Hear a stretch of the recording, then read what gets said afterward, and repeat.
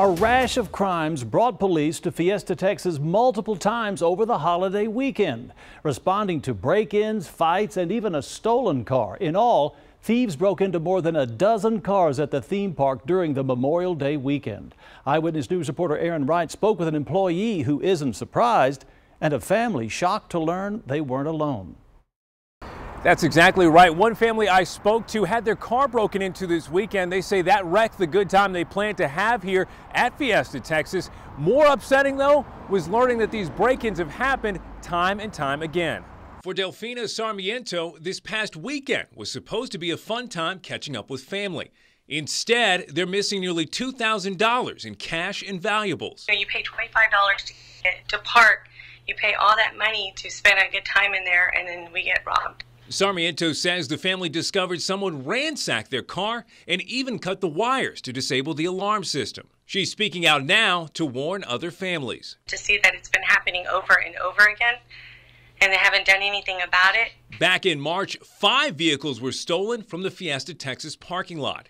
This employee says security is stretched thin when park attendance is up. If we got extra people, then they're going to be at that security post to overlook the parking lot.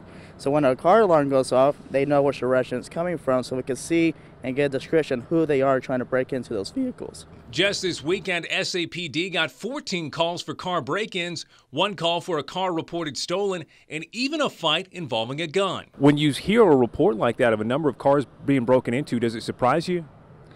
Yes and no. I just think at Six Flags we need to try and better, the security aspects and ensure the safety of our guests. When reached for comment, a spokeswoman with Fiesta, Texas declined our request for an interview. In an email, she said there was a minor altercation in the parking lot. All participants were searched and nothing was found. No formal charges were filed.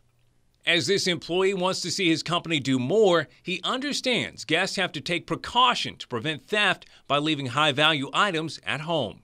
You should take them either with you or lock your car or park your car near the front of the park where the cameras are.